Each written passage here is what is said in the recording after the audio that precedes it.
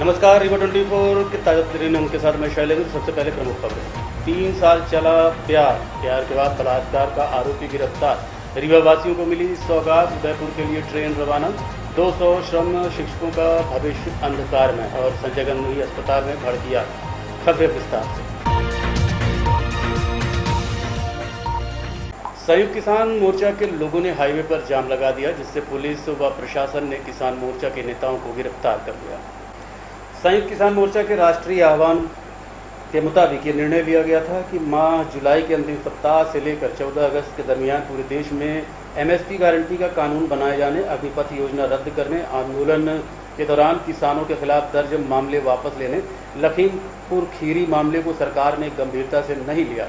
इसके अलावा किसान आंदोलन सहित सभी जन आंदोलनों पर बढ़ते दमन सहित तमाम मुद्दों को लेकर आंदोलन चलाए जाएंगे, क्योंकि मोदी सरकार ने किसानों से वादाखिलाफी की। प्रधानमंत्री ने 19 नवंबर 2021 को किसान बिल वापस लेने की घोषणा की थी। इसके बाद 9 दिसंबर को सरकार की ओर से किसानों की शेष 6 प्रमुख मांगों के शीघ्र निराकरण के लिए कमेटी बनाए जाने को पत्र भेजा गया था। इसके बाद सरकार अपने ही पत्र को भूल गई, जिसके विरोध में राष्ट्रव्यापी आह्वान के मुताबिक रतहरा बाईपास में हाईवे को जाम कर दिया गया। आंदोलन करने पहुंचे संयुक्त किसान मोर्चा के नेताओं को 2 घंटे जाम के बाद पुलिस ने गिरफ्तार कर लिया। इस दौरान गिरफ्तार किसानों नेताओं ने मोदी सरकार के खिलाफ जमकर नारेबाजी की तथा आंदोलन और तेज करने का ऐलान किया। हाईवे जाम के दौरान किसान नेताओं ने यात्रियों को पानी भी पिलाया तथा उनसे साथ देने का निवेदन किया। जाम के दौरान इमरजेंसी सेवाएं चालू रही। हाईवे से गिरफ्तार किसान नेताओं को कार्यपालक दंडाधिकारी तहसील हुजूर श्री यतीन्द्र शुक्ला ने बिना शर्त रिहाई की घोषणा किया और मौके पर सीएसपी सहित कई अन्य थानों के आला अधिकारी उपस्थित रहे। आज संयुक्त किसान मोर्चे के राष्ट्रीय काल मुताबिक एमएसपी की गारंटी एवं अग्निपथ योजना तमाम लखीमपुर खीरी मामले के विरोध में राष्ट्रीय काल मुताबिक रीवा में संयुक्त किसान मोर्चे ने हाईवे जाम का आयोजन किया। हाईवे जाम के दौरान तमाम किसानों ने सरकार के खिलाफ नारेबाजी किया, आक्रोश व्यक्त किया और काफ़ी देर चक्का जाम के बाद पुलिस प्रशासन ने सारे किसान नेताओं को गिरफ्तार किया और गिरफ्तारी के बाद उनकी रिहाई किया। तो इस तरह से कार्यक्रम रहे। हम सरकार को चेतावनी देते हैं कि सरकार अपने जो वादा किया था 9 दिसंबर 2021 को, उन वादों को पूरा करे, अन्यथा लगातार किसान आंदोलन सरकार के खिलाफ करेगा।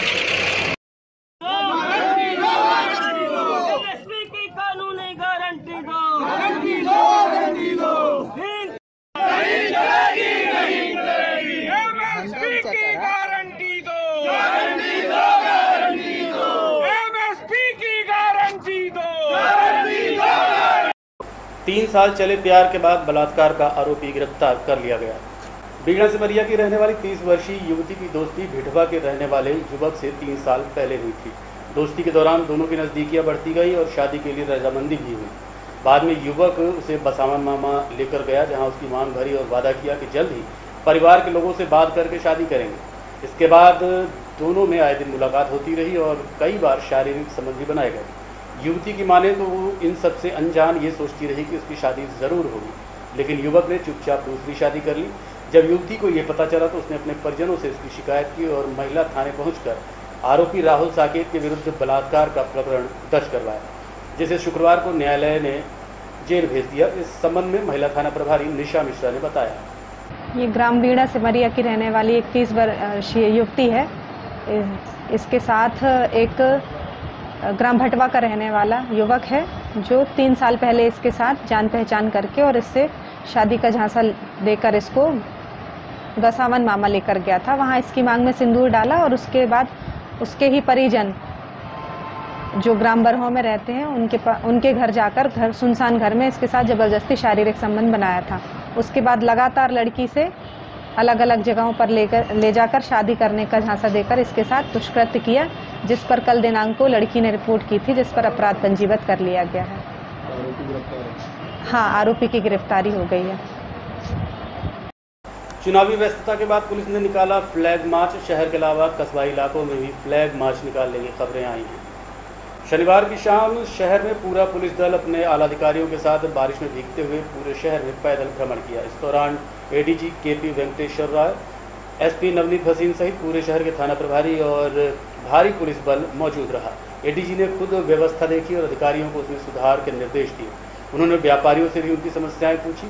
शहर के अलावा ग्रामीण इलाकों में भी पुलिस ने फ्लैग मार्च निकाला, जिससे में मऊगंज, हनुमना, मनगवा, गढ़, सुहागी, चाकघाट व सिरमौर सहित अन्य कस्बा इलाकों में पुलिस ने पैदल भ्रमण किया और व्यापारियों से पूछताछ की। शहर में मॉर्निंग वॉक करने वालों को सुरक्षा की दृष्टि से पुलिस बल तैनात कर दिया गया है।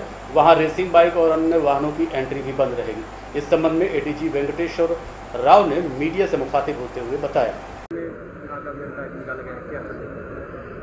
ये मुख्य रूप से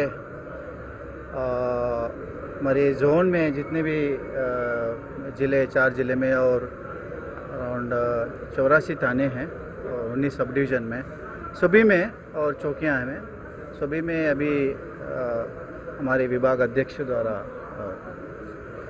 निर्देश भी दिया गया और पहले से भी निर्देश है कि पुलिस जो है पैदल गश्त करना चाहिए। वैसा गश्त का जो रात में होता है, गश्त जनरली थानों में रात में होता है, तो क्या पॉइंट्स पे रहते हैं लोग, अपना अपना एरिया का देखते हैं। मगर जो बेसिक पुलिसिंग में जो है पैदल गश्त दिन में भी है, शाम को में भी है, जैसा पुलिस एक्ट में लिखा है। तो अपने कस्बे में, अपने क्षेत्र में, गांव में घूमना चाहिए।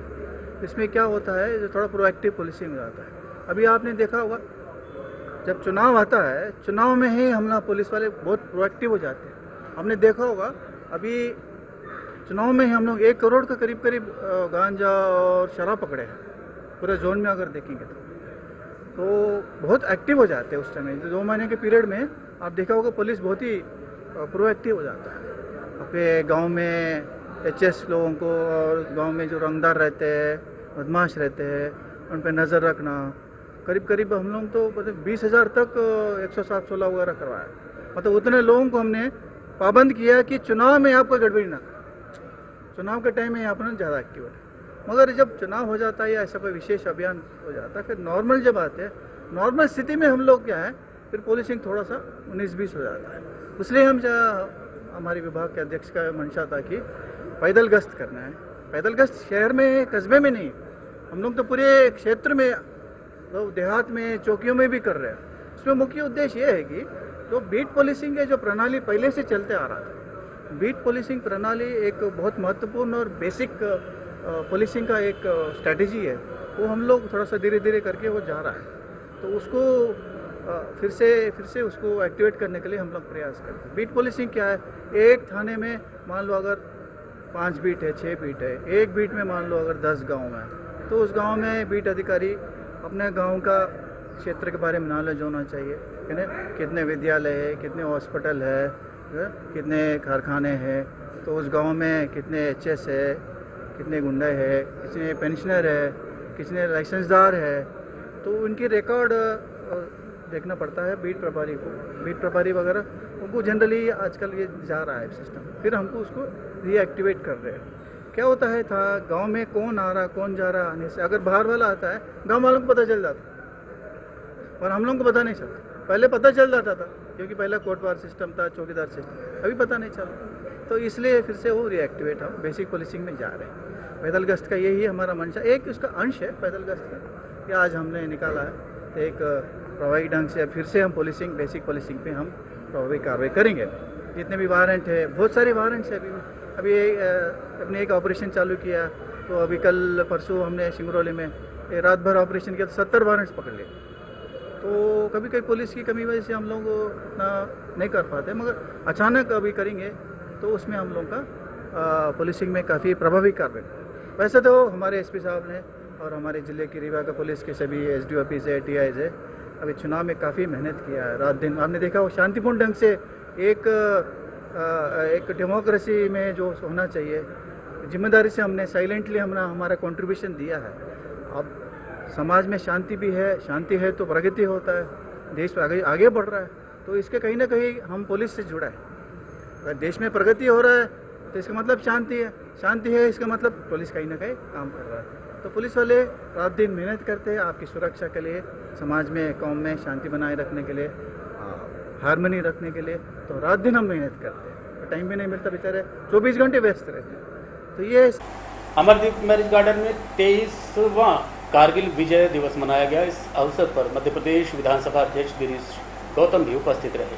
जैसा कि आप सबको पता है कि हर साल 26 जुलाई को कारगिल दिवस मनाया जाता है, लेकिन इस बार किन्हीं कारणों से 26 जुलाई को कारगिल विजय दिवस नहीं मनाया गया। आज 31 जुलाई को कारगिल विजय दिवस मनाया गया। इस दौरान शहीद के परिजनों को सम्मानित किया गया। कार्यक्रम के पदाधिकारी रमेश पांडे ने मीडिया को जानकारी देते हुए बताया कि कारगिल में जो वीर सपूत शहीद हुए थे वही हमारे रीवा जिले के 38 वीर सपूत थे। उनको श्रद्धांजलि दी जा रही है और इनके परिजनों को सम्मानित किया जा रहा है। इस मौके पर मुख्य अतिथि के रूप में मध्य प्रदेश विधानसभा अध्यक्ष गिरीश गौतम पहुंचे। वहीं पूर्व विधायक लक्ष्मण तिवारी भी कार्यक्रम में मौजूद रहे। इसके अलावा कई आला अधिकारी व कार्यकर्ता मौजूद रहे। आज 23वां कारगिल विजय दिवस अखिल भारतीय पूर्व सैनिक सेवा परिषद जिला रीवा इकाई द्वारा ये गौरवान्वित रूप से मनाया जा रहा है। हमेशा हम लोग अखिल भारतीय स्तर से 3 प्रोग्राम हम लोग मनाते हैं, जिनमें से 26 जुलाई कारगिल विजय दिवस है। 26 जुलाई को कतिपय कारणों से हम लोग यहाँ रीवा में नहीं कर सके, इसलिए आज 31 जुलाई को इस रीवा जिले में ये कार्यक्रम मनाया जा रहा है। हमारे रीवा जिले के वीर सपूतों और शहीदों के बलिदानियों का, जिसपे कारगिल में हमारे 3 शहीद हुए थे। इसके अलावा हमारे जिले में 38 शहीद हैं, जो अन्य 1962, 1965, 1971 और अन्य जो जम्मू कश्मीर और ईस्टर्न सेक्टर में जो हमारी एक्सीडेंसी है, उनमें सब में हमारी जो शहीद हुए और सर्वोच्च बलिदान दिए, उनके वीर माता पिता और उनकी वीर नारियों का आज ये अखिल भारतीय पूर्व सैनिक सेवा परिषद सम्मान कर रहा है। मुख्य अतिथि में भी हमारे मुख्य अतिथि विधानसभा के अध्यक्ष परम आदरणीय श्री गिरीश गौतम जी हैं और आज की कार्यक्रम की अध्यक्षता हमारे प्रांतीय अध्यक्ष और साथ ही जिला के अध्यक्ष मेजर आनंद सिंह जी हैं और विशेष अतिथि के रूप में हमारे प्रदेश के संरक्षक एवं पूर्व विधायक मऊगंज माननीय श्री लक्ष्मण तिवारी जी हैं और राष्ट्रीय मंत्री के रूप में मैं स्वयं सार्जेंट रमेश पांडे हूं और मध्य प्रदेश का प्रभारी और साथ ही महाकौशल प्रांत का महामंत्री दायित्व है। साथ ही अपने रीवा जिले के पूर्व CHS प्रभारी कर्नल शिवानंद मिश्र जी और जो प्रदेश के हमारे मंत्री हैं और साथ ही महाकौशल प्रांत के उपाध्यक्ष और सीधी जिले के अध्यक्ष अपने कैप्टन धीरेश कुमार सिंह जी हैं और इसके अलावा हमारे प्रदेश के उपाध्यक्ष महाकौशल प्रांत के कोषाध्यक्ष और रीवा जिले के महामंत्री कैप्टन BG शर्मा जी हैं और ये हमारे विशेष अतिथि रूप में काम कर रहे हैं। महिलाओं का सम्मान भी किया, महिलाओं का सम्मान हो रहा है। हमारे त्रिस्तरीय पंचायत चुनाव में जो हमारे बंधु पूर्व सैनिक, उनकी वीर उनके परिवार और उनके बच्चे जो हमारे सरपंच जीत करके आए हैं, जिला पंचायत सदस्य के रूप में जीत के आए हैं और यहाँ तक है कि वार्ड नंबर 16 से हमारे पार्षद कैप्टन जो हमारे जिला के वरिष्ठ उपाध्यक्ष हैं SR नापी जी, उनका सबका आज सम्मान हम लोग कर रहे हैं क्योंकि उनका सम्मान के साथ हम लोग उनके आगे बढ़ने के लिए उनकी शुभकामनाएं भी दे रहे हैं इस कार्यक्रम के बहाने कि और आगे बढ़े। अभी हम लोग देश की सेवा कर रहे थे, अब इस समाज और इस के बीच में आकर के हम लोग काम करने के लिए। अपना नाम और पद बताएं। मैं सार्जेंट रमेश पांडे हूँ, राष्ट्रीय सचिव का दायित्व है और महाकौशल प्रांत का महामंत्री का दायित्व है।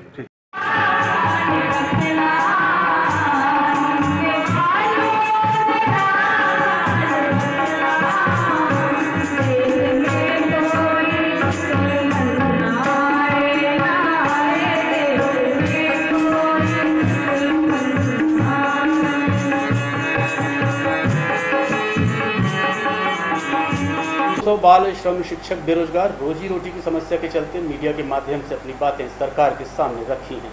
लगभग 200 बाल श्रम शिक्षकों का रोजगार छीन लिया गया है। रीवा जिले के लगभग 40 विद्यालयों में इन शिक्षकों की सेवाएं समाप्त कर दी गई हैं।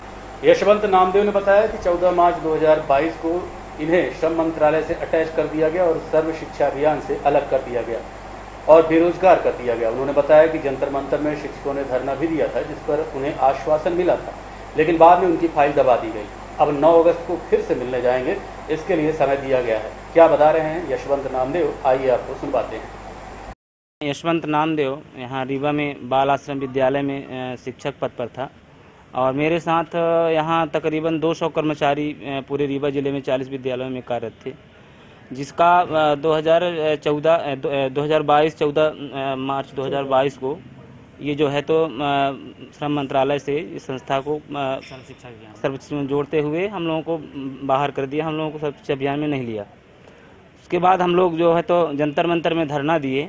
धरना के बाद हम लोगों को मिला उसकी डेट मिली है, धरना दिया। धरना के बाद हम लोगों को आश्वासन कुछ मिला, लेकिन फिर बाद में वो हम लोगों का जो है फाइल जो है तो रोक ली गई। अब हम लोग फिर से हमारे कुछ साथी लोग जो है 9 तारीख को जाएंगे यहाँ से, 9 अगस्त को, और वहाँ जो है तो जो डेट मिली है उस संबंध में हम लोगों को भी श्रम मंत्री से मिलने का हम लोग आग्रह किए हैं, तो उन्होंने डेट दे दिया है और डेट देते हुए सबको आश्वासन देने के लिए बोला है। अब आगे क्या बात होती है उसको जानकारी जो है तो हम लोग अपने साथी लोगों के आप अपने माध्यम से बताएंगे। और इस वजह से जो है तो हम लोग मतलब कितना परेशान हुए, 16-17 साल से हम लोग बाहर हैं, 2 पैसे की नौकरी करते हुए आदमी सब निर्वाह कर रहा है, फिर भी जो है तो हम लोगों को जो है बाहर कर दिया गया है, कोई आश्वासन नहीं दिया गया है। इस वजह से हम लोग परेशान होते हुए भी इस काम में करने के लिए तैयार थे, लेकिन हम लोगों को जो है तो बच्चों के अलावा हम लोगों को बाहर कर दिया गया है। इस वजह से हम लोग अपनी लड़ाई जारी रखेंगे। जब तक हम लोगों का नहीं होगा तब तक हम शासन से यह लड़ाई जारी रखेंगे। और अपना संजय गांधी अस्पताल के बेसमेंट में आग लगने से अफरा तफरी का माहौल बन गया। बताया जा रहा है कि संजय गांधी अस्पताल के बेसमेंट में कबाड़ इकट्ठा था, जिसे संबंधित एजेंसी को ले जाने के लिए दिया गया था, जहां पर वो कबाड़ काटकर दूसरे टुकड़ों में बांटकर ले जाने की कोशिश कर रहे थे। संभवतः बिल्डिंग के दौरान चिंगारी निकली और वहीं पर रखे गद्दे में आग लग गई, जो कि गीला था और उससे काफी धुआं उठ रहा था, जिस पर तुरंत काबू पा लिया गया। किसी भी प्रकार की जन धन हानि की कोई सूचना नहीं है। इस संबंध में संजय गांधी अस्पताल के सीएमओ ने हमें बताया।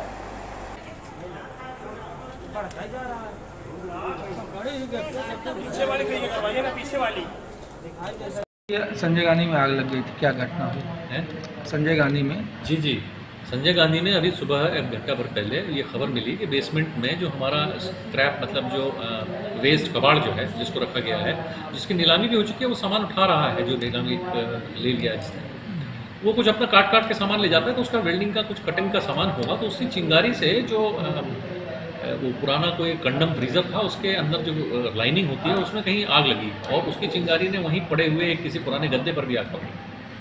लेकिन वो गद्दा गीला था, वो जला नहीं और उससे धुआं बहुत हुआ और उस धुएं की वजह से ऐसा लोगों में माहौल ऐसा हो गया कि बड़ी आग लगी है, कोई ऐसी बातचीत सुनने में आ गई। और उसको घटना की जाके जांच की गई तो यह पता लगा कि नहीं, ये बड़ी घटना नहीं है और उसको काबू तो पहले ही हो गया। देखते रहिए रीवा 24 न्यूज। मिलते हैं छोटे से ब्रेक के बाद। हड्डी जोड़ एवं रीढ़ रोग तथा स्त्री रोग एवं प्रसूति रोग का इलाज एक ही छत के नीचे। विघ्नहर्ता hospital and trauma centre, hotel landmark के पास, रतहरा, रीवा। डॉक्टर संतोष सोनी, पूर्व चिकित्सक, बॉम्बे हॉस्पिटल, मुंबई। हड्डी जोड़ एवं रीढ़ रोग विशेषज्ञ, छोटे चीरे एवं दूरबीन विधि द्वारा हाथ तथा पैर की हड्डियों का ऑपरेशन। गठियाबात, जटिल एवं बिगड़े हुए फ्रैक्चर का बेहतर इलाज करते हैं डॉक्टर संतोष सोनी। विघ्नहर्ता हॉस्पिटल ट्रॉमा सेंटर में ही स्त्री एवं प्रसूत रोग विशेषज्ञ डॉक्टर शैलजा सोनी भी उपलब्ध हैं, जिनकी देखरेख में नॉर्मल डिलीवरी, सिजेरियन ऑपरेशन एवं बच्चेदानी से संबंधित ऑपरेशन की बेहतर सुविधा। संतानहीन दंपत्ति तत्काल संपर्क करें। विघ्नहर्ता hospital and trauma centre, hotel landmark के पास, रतहरा, रीवा। सुविधाजनक एवं सफल इलाज हेतु आज ही संपर्क करें। विघ्नहर्ता hospital and trauma centre, hotel landmark के पास, रतहरा, रीवा। मोबाइल नंबर 7828781983 अथवा 8462956774 पर। रीवा वासियों को एक और सौगात मिली है। रीवा से उदयपुर जाना आसान हो गया है। सांसद जनार्दन मिश्रा ने आज रीवा से एक नई ट्रेन को हरी झंडी दिखाकर रवाना किया।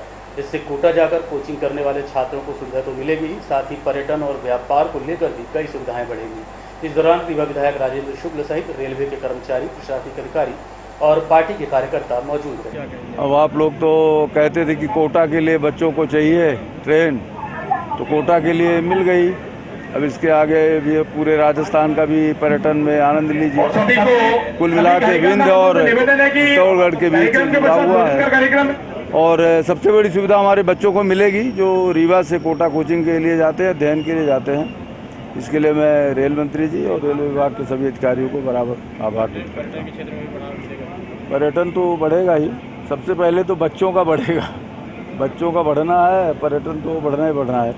केवल एक दिन के लिए चलाई जा रही है और आगे अब आगे भी बढ़ेगी, एक दिन के बाद 2 दिन, फिर एक हफ्ते, तो धीरे धीरे पहले शुरू। तो ये है कि कोटा जो एजुकेशन हब बन गया है, जहाँ पर हमारे बहुत बच्चे कोचिंग के लिए पढ़ने जाते हैं, रीवा के भी, तो उनके लिए अब रीवा से जुड़ जाना आवागमन की दृष्टि से बहुत ही बड़ा फायदा हमारे इस इलाके को मिल रहा है। मैं इसके लिए हमारे लोकप्रिय सांसद जनार्दन मिश्रा जी को बहुत बहुत बधाई देता हूं और आप सबसे निवेदन करता हूं कि सांसद जी का जोरदार ताली बजा के अभिनंदन करें, क्योंकि जब ये सांसद बने थे तो मुझे लगता है कि रेवांचल के अलावा एक ट्रेन चलती रही होगी।